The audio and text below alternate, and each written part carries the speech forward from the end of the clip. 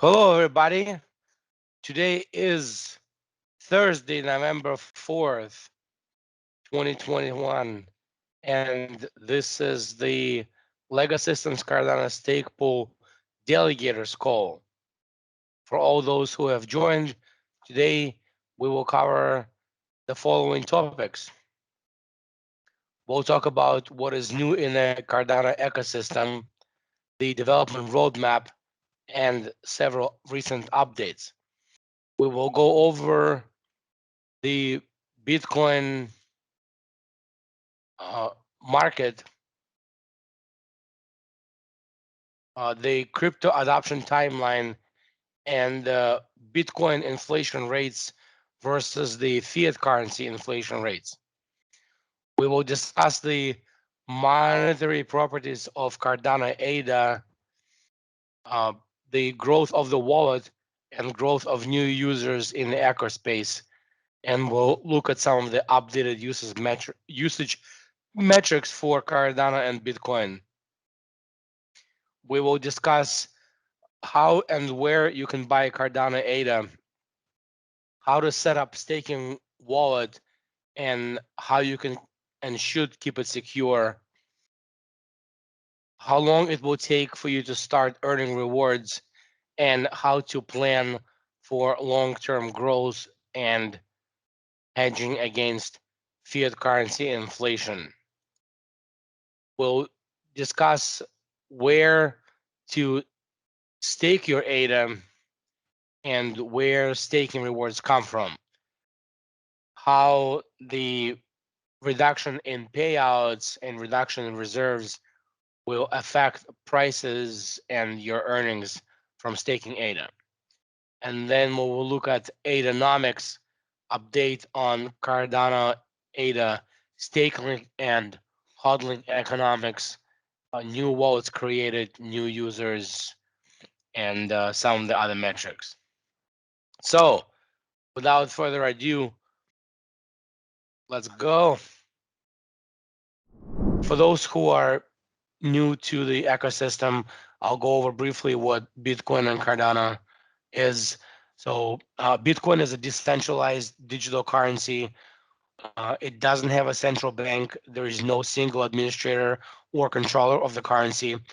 Um, Bitcoin can be sent from one user to another, so it's a peer-to-peer network. It has no need for intermediaries, so there is no third-party risk. Bitcoin transactions are verified by the network, and they are recorded on a public ledger called the blockchain. Cardano is an open platform that seeks to provide economic identity to billions of people by providing decentralized applications to manage identity, value, and governance. So Cardano is a blockchain of its own. It's a layer one blockchain, so it's a platform, and it's been around since 2017.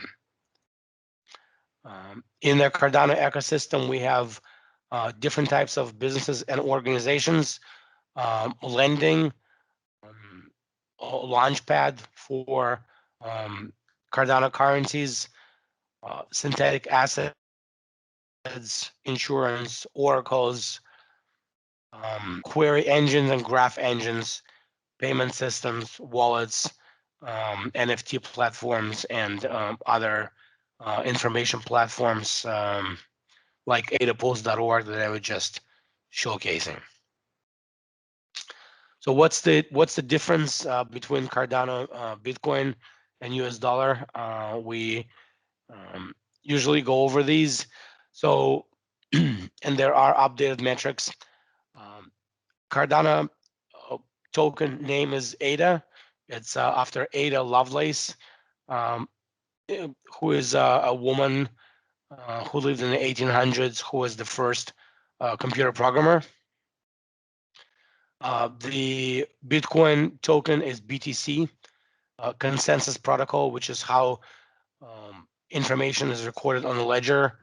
It's is a proof of stake for Cardano and proof of work for Bitcoin. The maximum supply is 45 billion ADA, 21 million Bitcoin. So ADA will be minted until reserves run out, sometimes around year 2030. And Bitcoin is also inflationary with a decreasing amount of Bitcoin being produced as well every 4 years after a halving event. And last Bitcoin will be minted in year 2140. The transaction fees are a fraction of ADA on Cardano, and it's 0.0022 BTC on Bitcoin. Cardano uses marginally less electricity than Bitcoin because it doesn't rely on machines such as ASCII processors for its proof of stake consensus. Bitcoin is proof of work, so it relies on heavy machinery and a lot of electricity. So the current consumption is 111 terawatts annually. Cardano has a governance component that's built into the protocol that's coming in one of the future reiterations. Bitcoin does not have a governance protocol. The usage for Cardano is smart contracts and digital currency. Bitcoin is a peer-to-peer digital fiat currency. It's become known as the digital gold and a potential replacement for gold. So Cardano also has support for NFTs, and Bitcoin does not. And in comparison, US dollar, the consensus protocol is proof of military strength and oil trade. So Bitcoin is supported by users. Cardano is supported by delegators, and US dollar value is supported by the military and oil trade. The max supply for US dollar is unlimited, so there is no hard cap. And US dollar will be inflationary and will be around until other countries refuse to use and take it. The fees for US dollar are credit card fees, sales taxes, bank fees, and transaction fees. And the banking sector consumes 263 terawatts of electricity per year.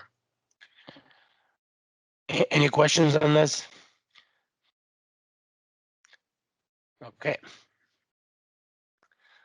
This is technology adoption curve comparison of adoption of internet and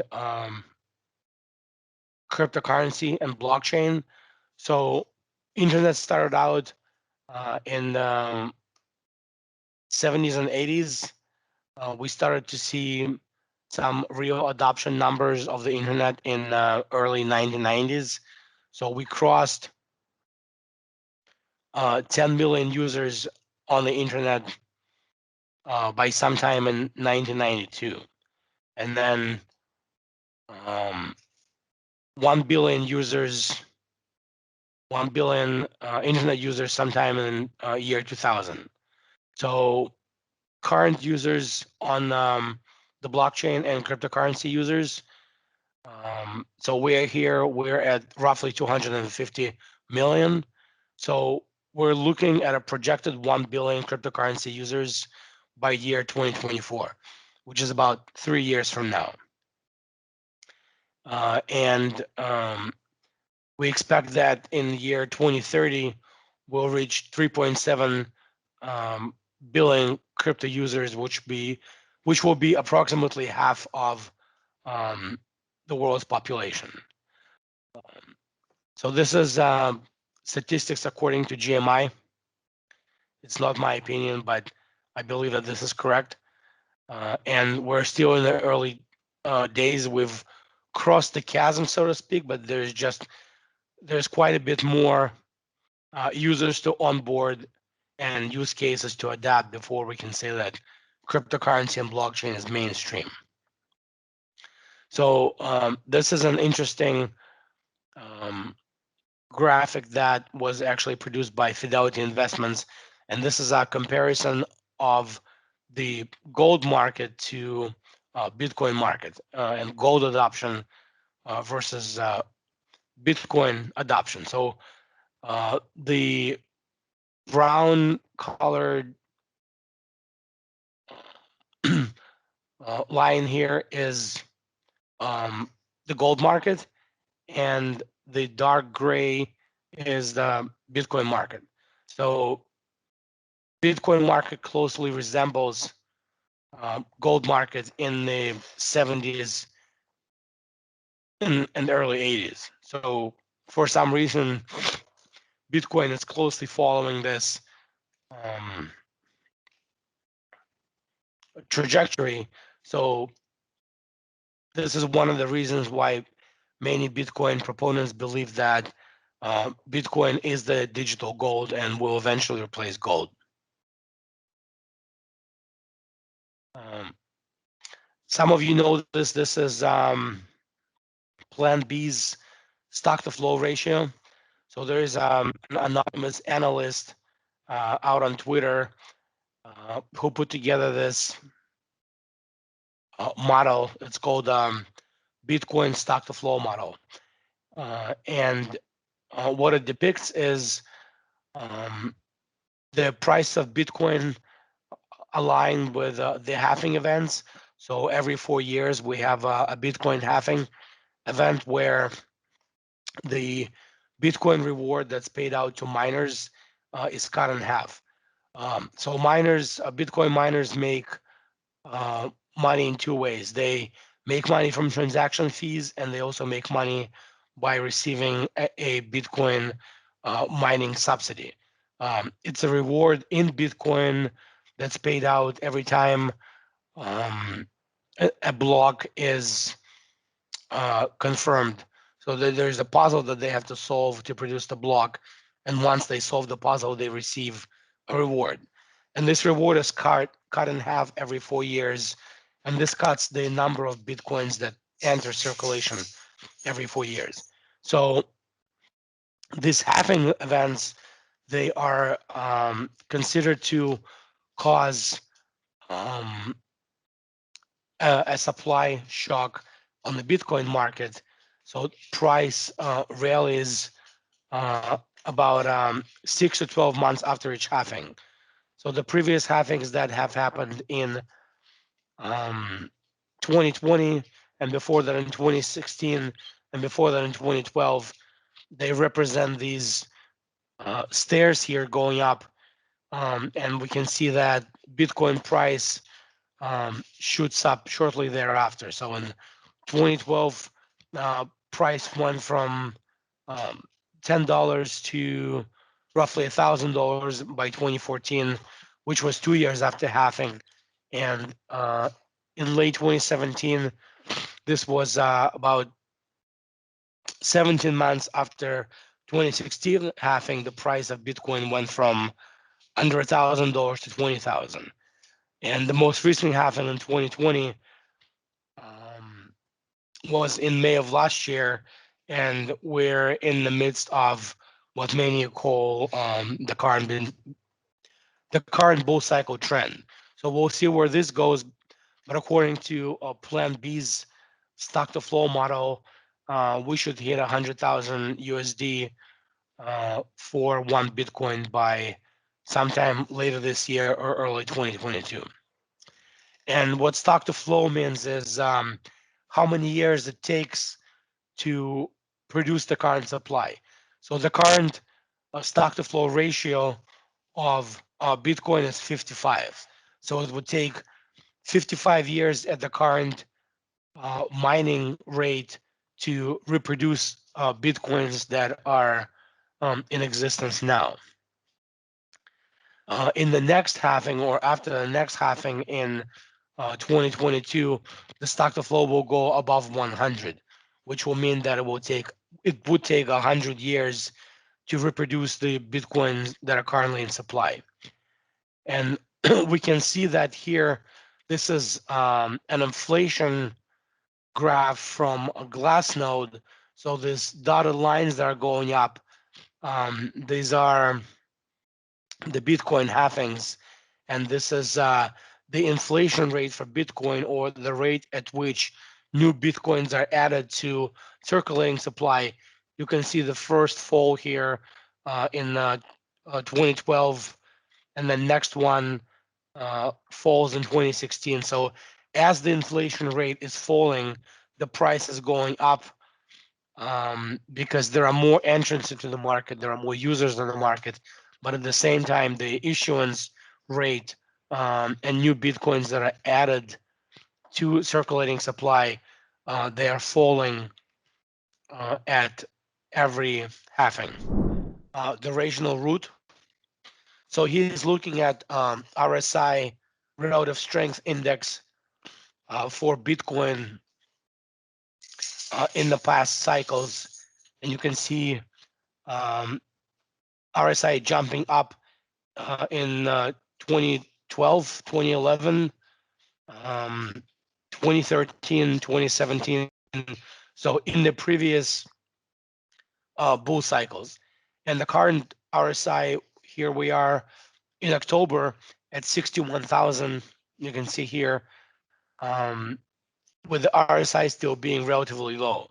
So according to him and his um, projections, we're still early in the bull cycle stage after the 2020 halving, and if or when RSI relative strength matches the previous levels of the previous bull markets, then we'll hit or go over at least 170,000 USD per Bitcoin. He expects that this will happen sometime in the first quarter of 2022. So he thinks that we'll hit 98,000 in end of November, 135 in January, and then end the first quarter of 2021, 170,000 USD per BTC. So this is his opinion.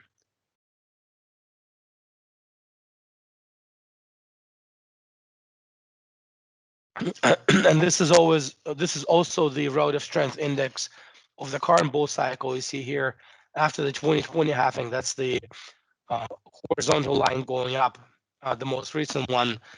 You can see here that relative strength of the market right now is much lower than in the previous bull runs after the previous halvings. And this is from Willie. I believe it's from Willie Wu. It's chart of public companies that are holding Bitcoin. So you can see here the biggest public company holder of Bitcoin is a MicroStrategy. So that's Michael Saylor, Tesla, Galaxy Digital, Square, which is Jack Dorsey's Twitter brainchild, Marathon Digital, Coinbase, Riot, and so on. So you can see that the uh, the holdings of all of these companies of Bitcoin are going up. So they're stepping up there. Even though the price is increasing, they keep accumulating and buying Bitcoin on the open market to add to their balance sheet as the corporate reserves on the balance sheet. So we covered Bitcoin quite a bit. So I have a few slides on the deficit spending and inflation. So this is an infographic on our financial situation in starting in the 80s up to 2020. So you can see that after the dot-com surplus and the peace dividend, as Bill Clinton called it in the late 90s, early 2000s, United States has been accumulating debt and accelerating debt accumulation, and the deficit has been rising while the revenues have been falling. And in the recent years since COVID in 2020, you can see a sharp drop in revenues and a sharp increase in the budget deficits. And you can also see a sharp increase in debt. So the United States sovereign debt right now is at 30 trillion, and this does not account for uh, Medicare and Medicaid long-term obligations. This only accounts for treasuries that um, that are produced by the Treasury. So it's long-term debt that's sold inside and outside the country. And many believe that this is the reason that the price of Bitcoin and cryptocurrencies has gone up significantly within the past year or so, is because Bitcoin, Cardano, and other cryptocurrencies, or many of them, have deflationary positions, while US dollar and other central bank currencies have an inflationary positions. So this is our spending in 22. The revenues were 3.5 trillion. The outlays, or what the government has spent, they should be called outlaws. But outlays are 6.6 trillion, 4.6 mandatory spending, 1.6 trillion discretionary spending. So the government in 2020 spent almost double what it collected in taxes, in tax revenue. And this is our United States money printing and M2 monetary supply. So this is a supply of cash in circulation plus everything that's in the savings and checking accounts. You can see a growth from about 4 trillion, just above 4 trillion in the year 2000, to over 8 trillion in 2010, after the financial crisis. And right now in 2020, we're roughly at 19 trillion in M2 circulating supply. So that's 18 trillion in checking, savings, money market, and cash, while just in the year 2000, 20 years ago, roughly, we were at 5. So we've quadrupled our monetary supply in about 20 years. And if you have a 401k and you think you're doing well with your 401k investment, this is a comparison of S&P 500 to the assets on the books of major central banks. This is what's called quantitative easing. So the way that it works is public companies have stocks and bonds. And with quantitative easing, when the QE1 started in the year 2008, after the financial crisis, United States government started to purchase bonds on the open market. So we do have quite a bit of regulation already, right? So the IRS has been coming down consistently on cryptocurrency owners and users. And you may have noticed in your 1040 last year, there was a question that asked whether you have purchased, sold, or held cryptocurrencies within the past year. So that was last year. So we know that the IRS is looking at your tax returns to see if you have or hold crypto. There's also existing regulations on taxation and what's a security and what's not a security. We also know that Bitcoin and other cryptocurrencies will not just outright be banned. So this was said a few times in U.S. Congress. There's no capacity to ban Bitcoin, and since we have ETFs now, futures ETFs, we know that for Bitcoin, we know that Bitcoin will not be banned. We do see the government going after um, Repo and XRP and a few other tokens and cryptocurrencies that they see as securities that are violating securities laws. Will there be regulation in addition to what we have now? Yes. So in this in August September, there we looked at the what was proposed in the infrastructure bill. There was quite a bit there on crypto and blockchain. There was quite a bit of language and new regulation of what transaction validators, exchanges, and other actors are supposed to do and should be doing. But that bill got stalled in the House. So whatever the final version of the infrastructure bill will be once it's voted on, and there's going to be a consolidated version between the House and the Senate, there will be some new regulation there.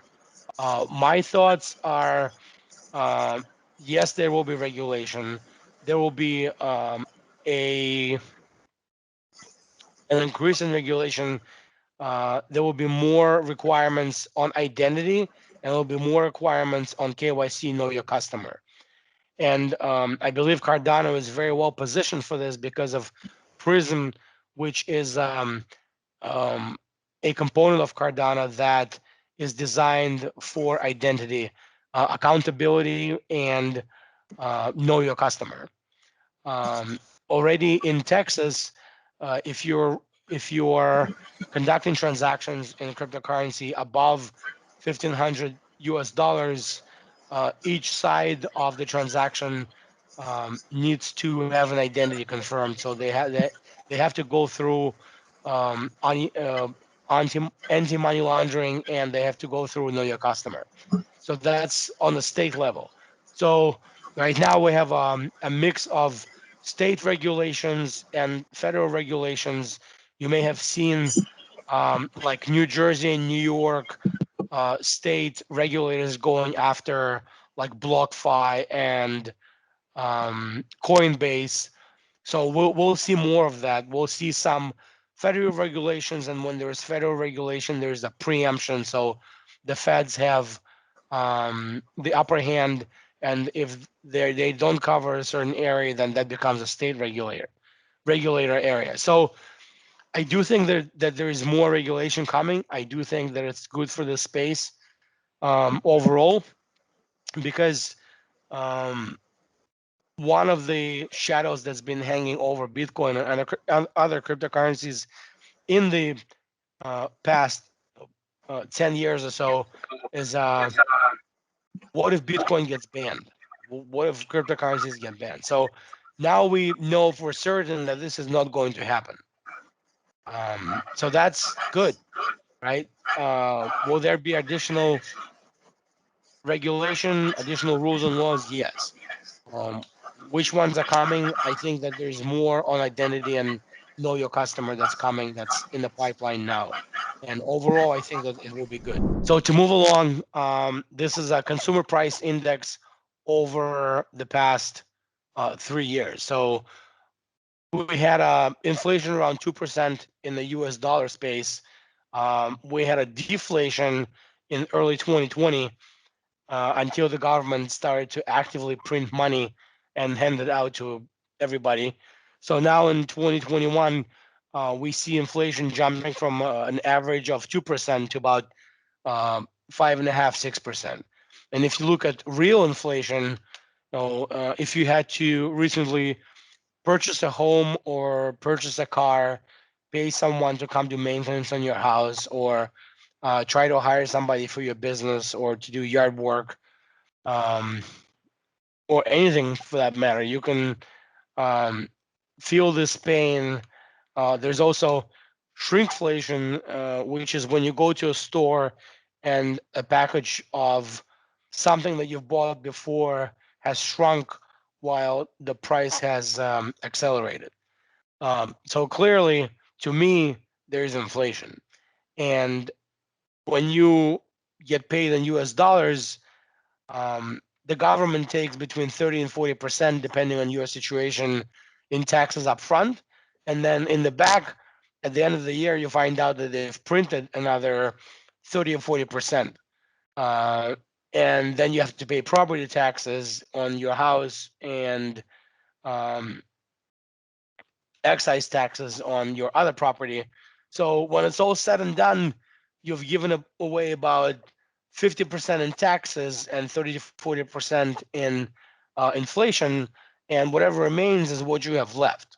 So um, if you're not hedging your earnings and your savings in deflationary currencies or deflationary assets, then whatever money you have made this year, in my opinion, will shrink significantly. So this is on inflation. And when it comes to Bitcoin, where it is in the market, and how does it compare to other currencies? So Bitcoin was a 90% market rate asset up to the 2017 bull run, which was 4 years ago. So Bitcoin was 90% of the market. And then in year 2017, we saw the ICO craze and we saw Ethereum grow significantly.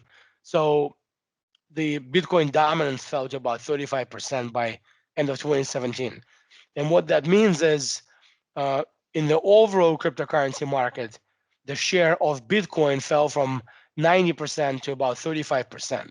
And then as we went through the consolidation phase and crypto winter, as we've called it, in 2018 and 2019, um, the Bitcoin dominance has gone up um, to about 70%. So when the market is doing well, Bitcoin dominance falls. When the market is doing poorly, Bitcoin currency increases because other assets are sold off to buy Bitcoin, because Bitcoin doesn't lose as much value in down markets, but also Bitcoin doesn't gain as much in the bull runs in appreciating cryptocurrency markets. So we've seen Cardano do we'll say a 40x or 50x within the past year and a half, but Bitcoin did a 20x. So Bitcoin went from 3,000 in 2018 to 60,000, which is a 20x. Cardano has gone from 4 cents to $3, which is 50 to a 70x, depending where you bought. So that's the kind of the backdrop of what happens in this market when the market is going up. Altcoins are doing better. When the market is going down, Bitcoin is doing better because it retains more value. So how does central bank currency compare to Bitcoin or Cardano or some of the other altcoins? Scarcity. There will never be more than 21 billion Bitcoin, and there will never be more than 41 billion Cardano. With the US dollar and euro and some of the other fiat currencies, the printing will accelerate, in my opinion. So there's a law of accelerating demand. So the more money you have given out to certain interest groups, and the more money you have spent, the more money is needed. So you have to either print more money or collect more money in taxes. And since we're in this new monetary policy, we'll see more money printed. Divisibility. Satoshi is 1/100th of a Bitcoin, and Lovelace is 1/1 millionth of ADA. ADA is Cardano's native cryptocurrency. Utility. So Bitcoin has become less of a peer-to-peer payment network and more of a store of wealth network, and more of a replacement of digital gold. So the biggest utility right now for Bitcoin is a digital gold replacement for gold and hedge against inflation. Um, Transportability. You can send Bitcoin and ADA around the world. You can send Bitcoin in minutes or hours if it's very busy, and you can send ADA on the Cardano blockchain in seconds or minutes. Durability. So Bitcoin and Cardano will survive any disaster as long as you have operating internet. Neither Bitcoin or Cardano have ever been hacked. So that's for the durability and security. Counterfeitability. Um, there are counterfeit dollars, euros, and other fiat currencies out there. Bitcoin and Cardano blockchains have never been compromised.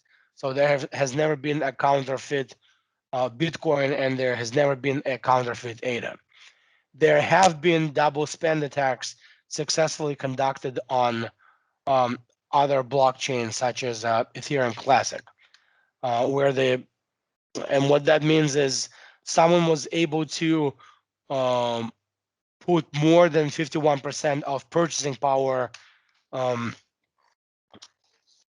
on the blockchain or on the network, and therefore have a double spend attack, which means that one Ethereum Classic was spent more than one time. So what's the difference between ADA, Cardano, and Bitcoin and BTC? The main difference is in the consensus algorithm.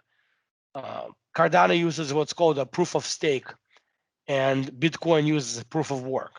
So with Cardano ADA, the profitability of mining goes up with the quantity of ADA that's staked. So the more ADA you have staked, the more profitable your mining operation becomes. With Bitcoin and the proof of work, the more mining equipment you have and the more electricity you spend mining on that mining equipment, the more Bitcoin you're able to produce. And the number of Bitcoins that can be produced by miners is always fixed. It's just depending on how much processing power you have, you will win versus other Bitcoin miners, and you will produce more if you have more equipment and more electricity to use. The profitability of mining in the proof of stake algorithm for Cardano increases with the amount of ADA staked. So you have a higher chance of minting a block and receiving rewards with more ADA staked. On the Bitcoin blockchain, the profitability of mining goes up depending on the amount of mining equipment and electricity that you have put to work. So miners buy more and more equipment so they can better compete with other miners for Bitcoin, and the more equipment they have, the more profitable they become. And also, the less their electricity costs. So the miners whose electricity costs 4 cents per kilowatt will be more favorable and more profitable than those who are paying, 15 to 20 cents in Massachusetts. So that's why you see Bitcoin miners going to Washington State and Kansas and Texas, because over there electricity is cheaper. Proof of stake makes 51% attack very unlikely. So on the Bitcoin network, a proof of proof of work, if you have more equipment than is out there on the network, if you have 51% of all Bitcoin mining equipment, you can conduct a 51% attack. With the Cardano and proof of stake, you would have to own more than 51% of ADA in order to conduct a 51% attack, which is highly unlikely because 72% of ADA is staked. So you would have to pay a high enough price for 72% of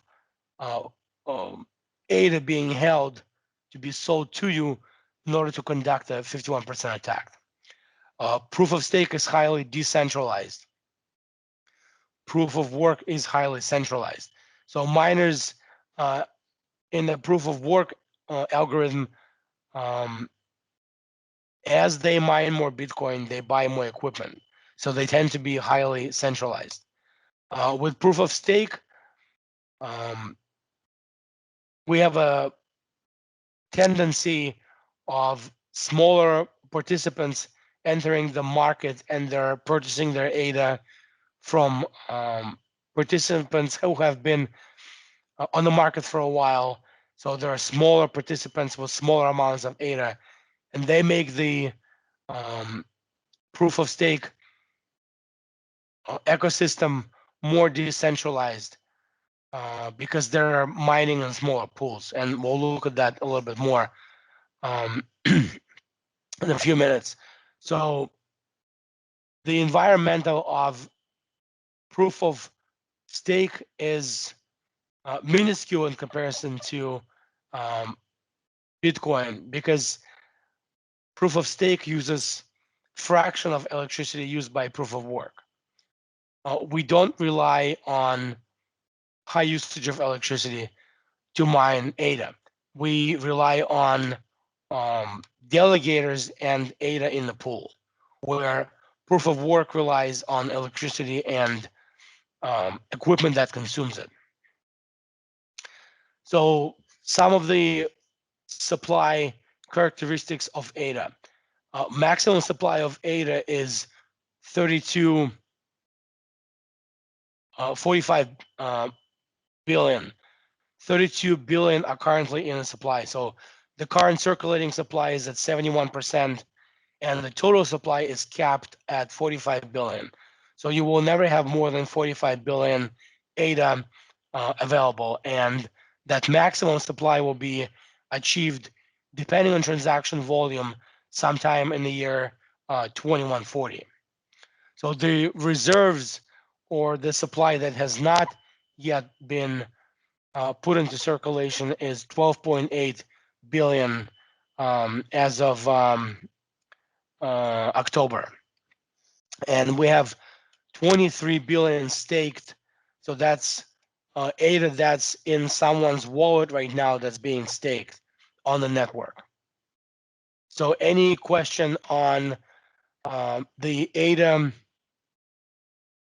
supply or any questions on difference in proof of stake versus proof of work?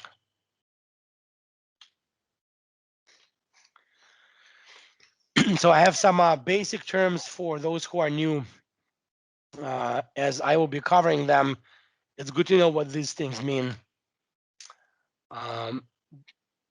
Here are some of the roles and some of the terms. So ADA staking rewards. So the rewards are ADA tokens that are newly minted supply on the that are issued on the blockchain. So as stake pool operators produce new blocks, the stake pool operators and delegators are paid rewards in ADA, and those are called ADA staking rewards. So those are kind of like your dividends. ADA reserves are coins that have not yet been minted and will be minted as they enter circulation and as they are paid out to delegators and stake pool operators as rewards. A delegator is someone who owns and holds ADA and assigns authority to mint ADA on their behalf from the newly circulated supply to the stake pool operator. So if you hold ADA, you have a right to ADA being produced from the reserves and added to the circulating supply. So you have the right to receive that if you stake your ADA in a pool. So if you don't stake it, you get nothing. If you stake your ADA, you get rewards from the reserves as they're being paid out.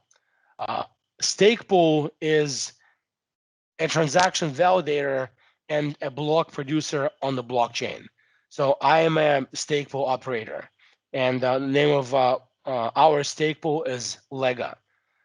So stake pool operator runs the computers that validate transactions on the blockchain and make new blocks on the blockchain and secure the network. How do we secure the network? I'll go over that in a little bit. So the epoch is a period of computing time. So epoch is 5 days. So every 5 days you have a new epoch, and every 5 days you have ADA that's being transferred from the reserves into the circulating supply as new ADA that's being added to the circulating supply. Slottery is a random assignment of slots to be completed by a stake pool and a stake pool operator. So every few seconds, there is a new stake pool slottery leader. So slottery leader is chosen by the blockchain at random. So when the stake pool operator is chosen as a slottery leader, they have a chance to complete the block. And when they complete the block, they get accounted for as someone who will receive a reward for that block. And that random process just keeps on running. And your chance of being a slot leader and chosen by the slottery is random, but it's based on how much ADA you have delegated to your pool. And the block is a batch of transactions on a ledger. So any questions on these terms, or are there any terms that are not clear?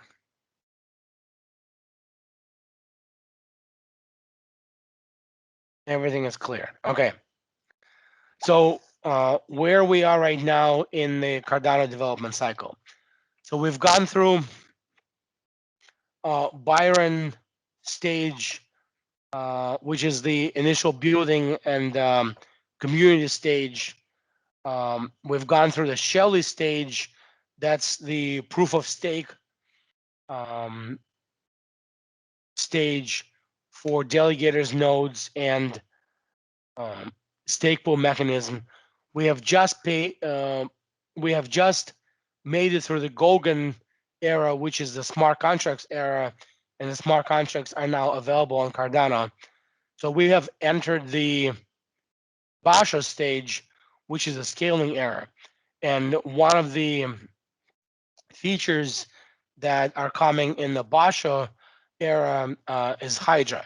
So Hydra is the Cardano scaling solution, which will improve the capacity of the blockchain. And from there, we'll go to the Voltaire era, which is the governance era, which will include voting, treasury system, and the governance era.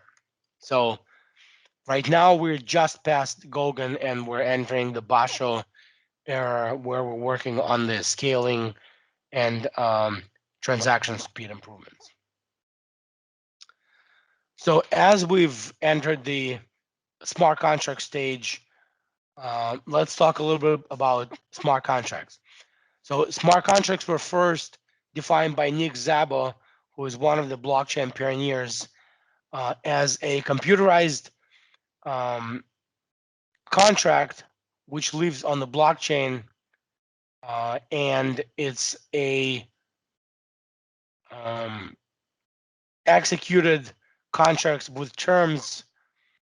So when certain conditions are met, the contract is executed upon those terms, and both the conditions and outcomes of the contract are recorded on the blockchains. Smart contracts are legally binding and they are enforceable just like any other contract. Smart contracts are a program with conditions and outcomes, and the conditions and outcomes are recorded on the blockchain. And there are some executions that run at the predetermined conditions. So when those conditions are met, um, the blockchain executes the conditions that are written in the contracts. The agreements in the smart contracts or that are part of the smart contracts are executed on conditions. All the participants can be certain of the outcome, and all the participants can view both the conditions, outcomes, and if the conditions have been met openly on the ledger. There is no need to involve a third party to keep those records or execute some actions on conditions, as all of that is recorded on the blockchains. The records and conditions and outcomes are immutable, so they cannot be changed or re-recorded or adjusted or played into someone's favor. So everybody can see what the initial contract was, how the conditions were met, and how the conditions were executed. So these are the benefits of the smart contracts. So what are some of the uses? Immutable records, financial contracts, supply chain management, mortgage, real estate transactions, employment agreements, luxury goods tracing, personal identity. So we spoke about that. Uh, that would be your know your customer and who is the person executing transactions. Escrow services, which is now done mostly by attorneys and lawyers. Birth certificates, Internet of Things, educational records, copyright protection, healthcare records and healthcare services, government voting, and insurance claim. So these are some of the smart contracts uses on Cardano that are coming in the near term. So how does rewards play out, and why do you need to have a currency on a blockchain? Where does the currency come from? And who gets currency from the newly circulated supply?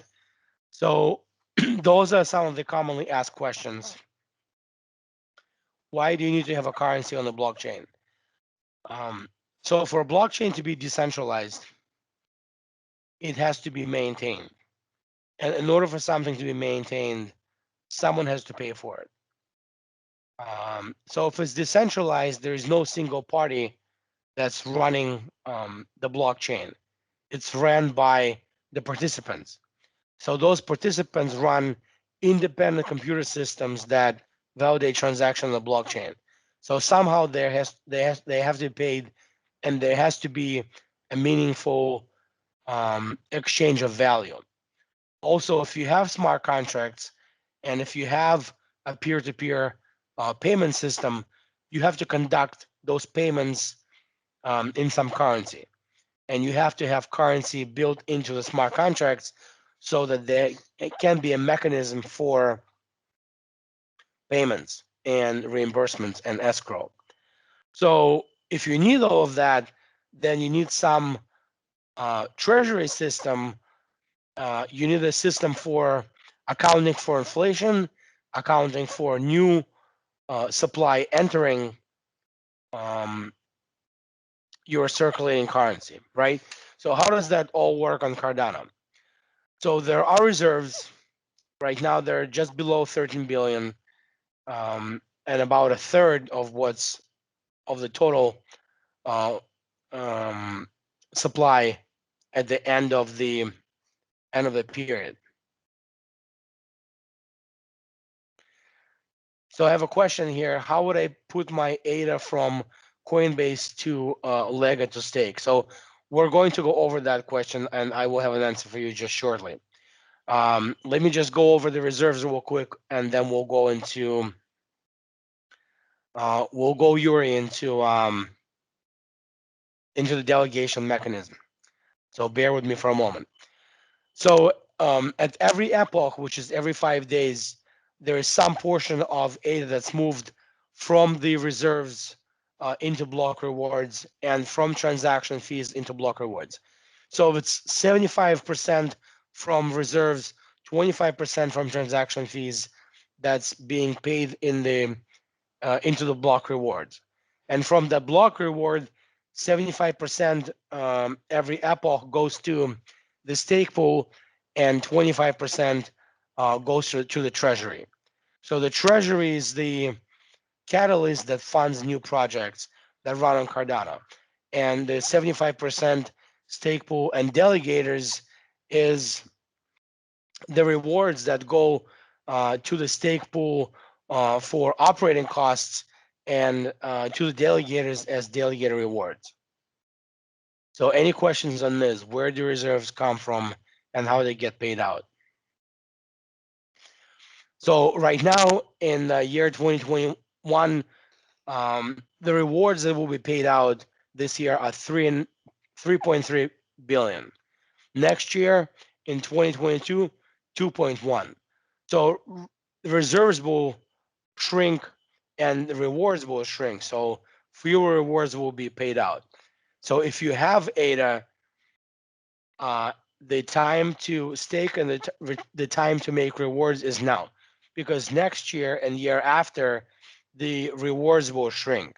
And you can see by this graph that every year, starting with this year going forward, the number of rewards will shrink. And this is reserves. So in 2021, we have 12 billion in reserves. Next year, we'll have 10 billion in reserves, 8 in 2023. So the reserves will shrink and the payouts will shrink in ADA. So what do you think that will do to ADA to fiat currency rates? Will that make ADA more valuable? I think that it will. So how do you delegate? In 5 steps. So you have to delegate through your wallet. And it can be a Euro wallet or a Daedalus wallet. So you download and install the Daedalus wallet. You can download it for Mac or for Windows or for Linux. Once you download and set up your wallet, you have to send your ADA from your exchange. So for example, Coinbase, you send ADA from Coinbase to one of the receiving addresses in your wallet. And after you send it, you go to the Daedalus Center in your wallet, and in the Daedalus Delegation Center, you search for the LEGA stake pool or stake pool that you want to delegate to, and you click on delegate to this pool. So you delegate through the delegation center in your Daedalus or Euro wallet. So if you go to our website, stakemyada.net,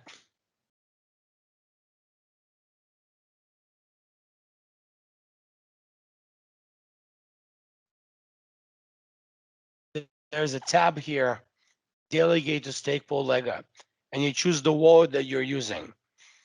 Choose Daedalus or Euro. So for Daedalus, which is your desktop wallet, there's a step-by-step instruction here how to delegate. And if you scroll down, there is an instruction here how to do it through with the Bitrue exchange, but with Coinbase it would be very similar. So it's step by step that takes you through the delegation process. And it has screenshots here and descriptions, but if you run into a problem or an issue, feel free to contact me and I am happy to help you and guide you through it. You can do it through an exchange that or a platform that does delegation for you.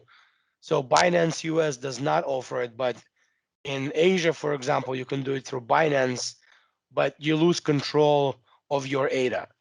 So in your wallet, if you do it through Daedalus, you physically transfer coins to your wallet, and you have a physical key that's a paper key that you can use to recover, and you have a spending password. So you retain control of your ADA through your wallet. If you do it through a platform like Binance, or you stake through like Nexo, you lose control of your ADA. So if the exchange goes out of business, your ADA is gone. If you do it through your wallet, as long as you keep your wallet safe, as long as you keep your recovery key safe, then you don't lose your ADA and you retain access to it. Does that make sense? Yep. Okay. So how soon or how early can you start receiving awards?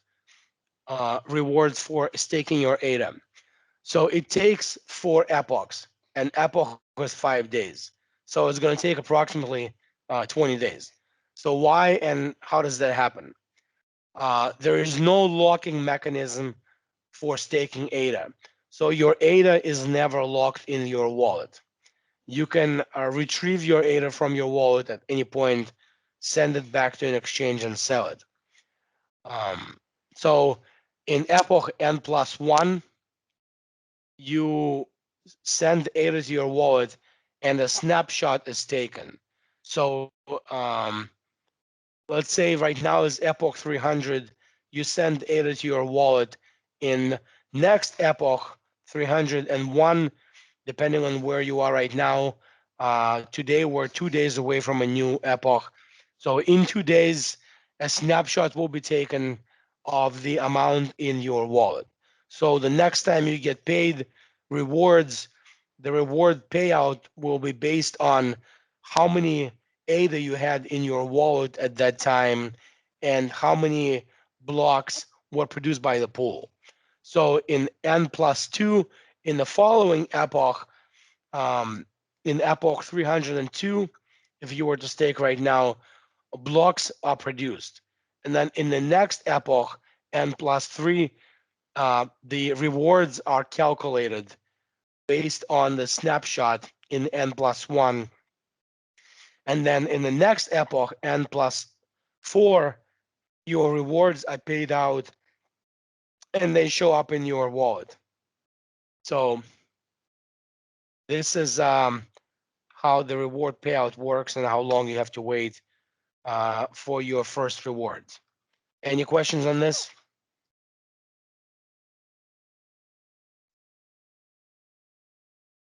So frequently asked questions that come, and I receive these in my email. Do I have to send someone my ADA in order to stake and receive rewards? So no. When you delegate through your wallet, your Dell or your Euro wallet, you send your ADA to yourself. You send it to your own wallet. You don't send it to anyone else. If someone is asking you to send them your ADA for staking, don't do it. Double check it. It might be a scam. So you stake ADA through your own wallet. Your coins are never locked, so you can send them back at any time. If you buy more ADA, you do not have to redelegate. If you send your newly acquired ADA to the same wallet from which you have staked before, then your additional ADA will just be added to your staking amount, and you will just receive additional reward based on your overall ADA, your first investment plus any ADA that you have purchased in addition and have sent to your wallet thereafter. Any questions? So now we go into economics. So this is Cardano and ADA economics. This is kind of the um, the tail end of our typical delegator calls. So we look at the ADA economics. So right now, the overall stake value of all ADA is around 70 billion in USD. The minted or supply that's in circulated or produced supply at 74%. So 3/4 of all ADA that will ever exist have already been minted. And annual inflation. Annual inflation has fallen from about 2.5% in the beginning of the year to under 2% currently. So what does that mean? So as ADA is being moved from the reserves to circulating supply, there is less and less ADA in reserves. Every 5 days, the blockchain multiplies the leftover reserves by 0.003. And the product of that multiplication is what's added to the circulating supply in terms of rewards. So that's your inflation.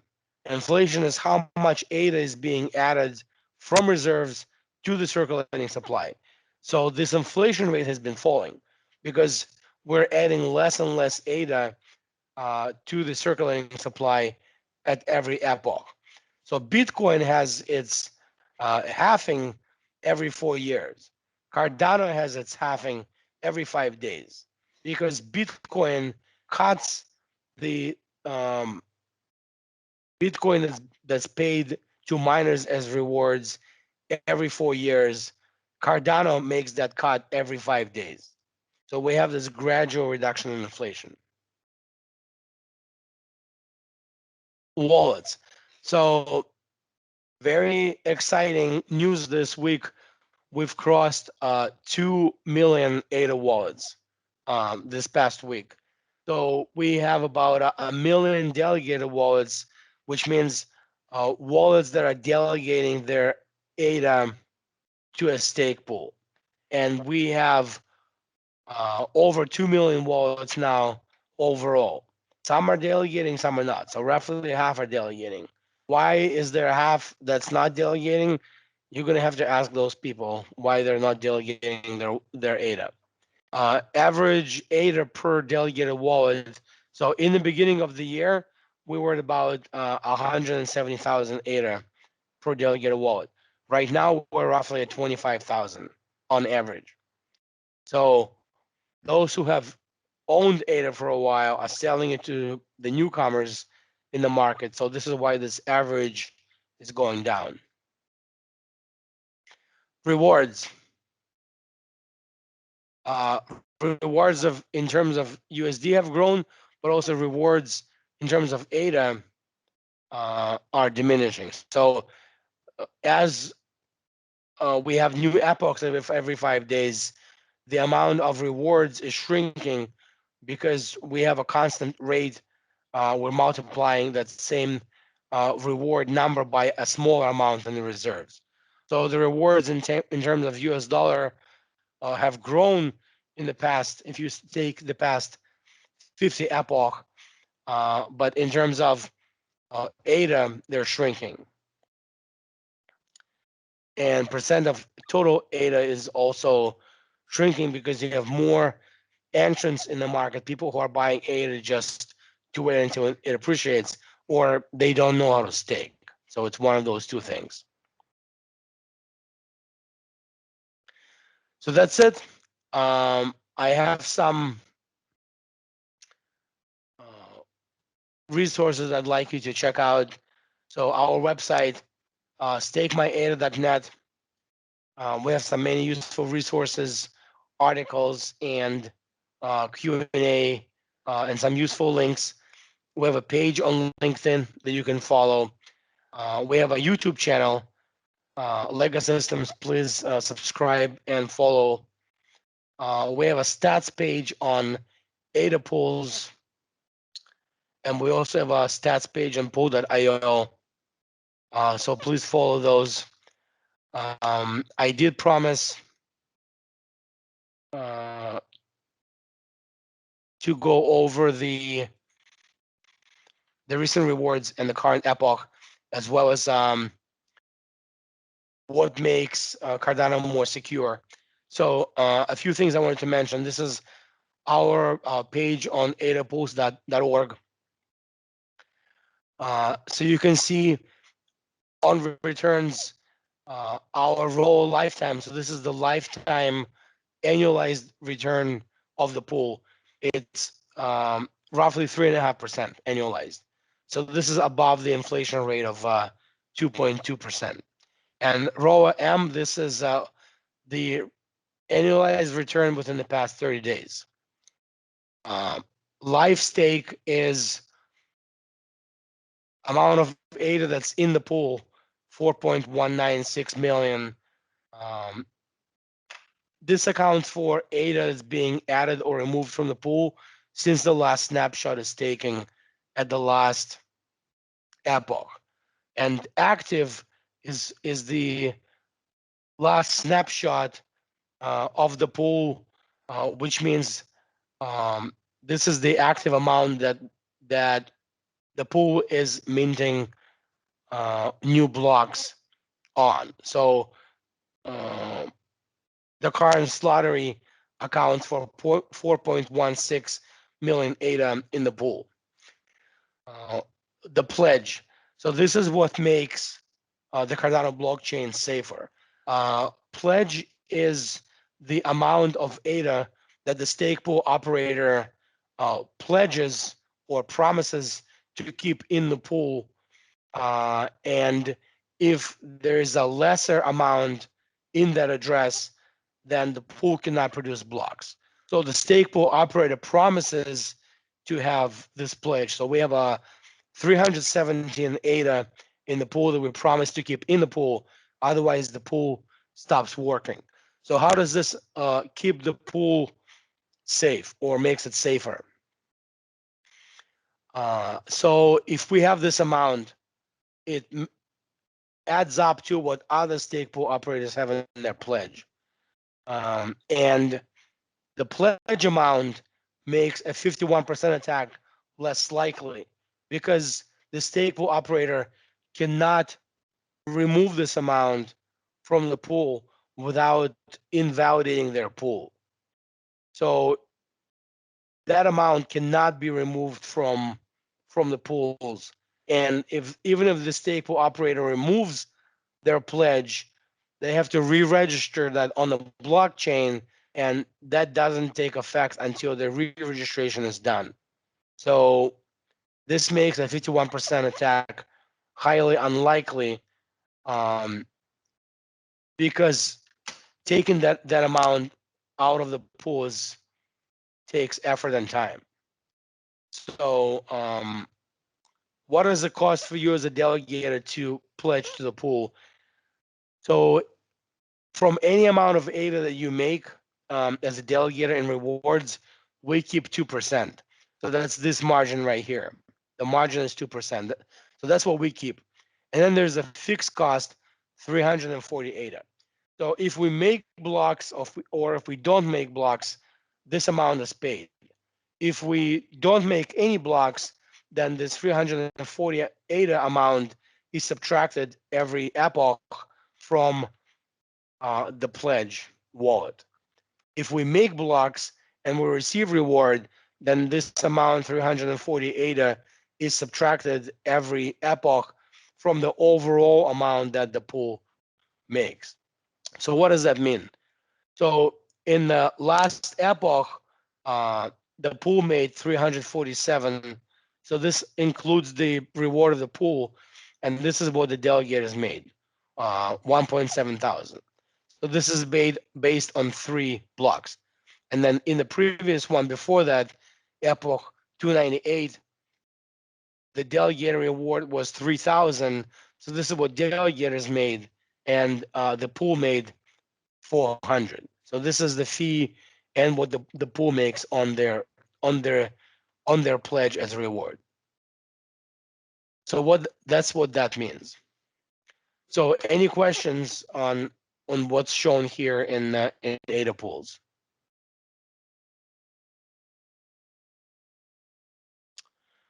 Okay.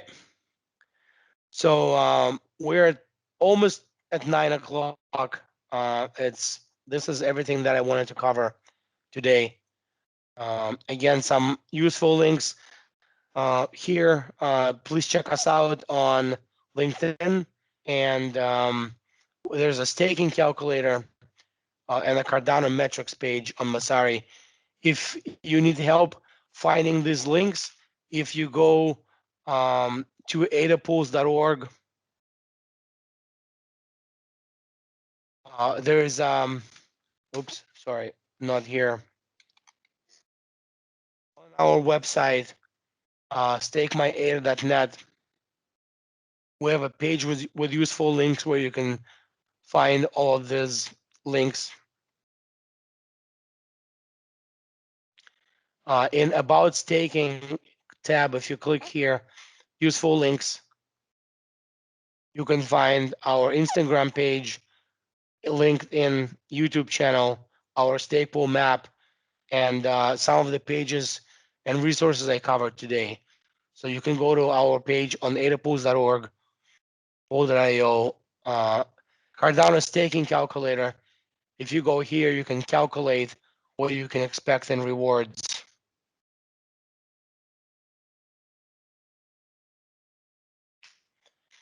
So this is the ADA